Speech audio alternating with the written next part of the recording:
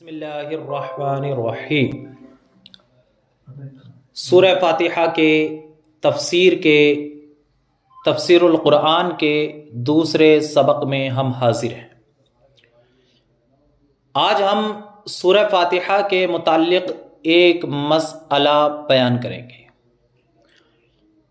سورہ فاتحہ کا مسئلہ یہ ہے کہ نماز میں سورہ فاتحہ پڑھنا واجب ہے، یعنی کہ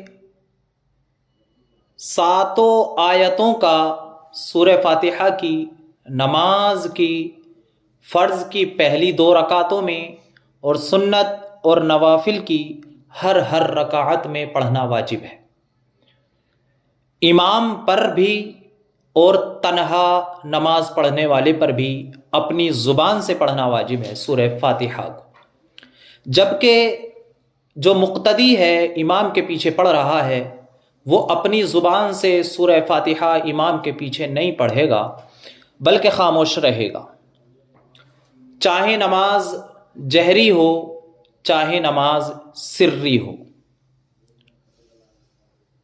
کیونکہ امام کا سورہ فاتحہ پڑھنا ہی مقتدی کے پڑھنے کے حکم میں ہے۔ اور اللہ تبارک و تعالی قرآن مقدس کے اندر ارشاد فرماتا ہے، اس پر ایک دلیل، وَإِذَا قُرِئَ الْقُرْآنُ فَاسْتَمِعُوا لَهُ وَأَنصِتُوا لَعَلَّكُمْ تُرْحَمُونَ۔ ترجمہ، اور جب قرآن پڑھا جائے تو اسے غور سے سنو اور خاموش رہو تاکہ تم پر رحم کیا جائے۔ رب تعالیٰ ارشاد فرماتا ہے۔ اس سے پتہ چلا جب قرآن پڑھا جائے تو سننے کے لیے اسے خاموش رہنا چاہیے۔ اسی لیے جماعت والی نماز میں جب امام صاحب قرآت کر رہے ہوں، الحمد شریف یا سورہ فاتحہ پڑھ رہے ہوں، تو مقتدی کو خاموش رہنے کا حکم ہے۔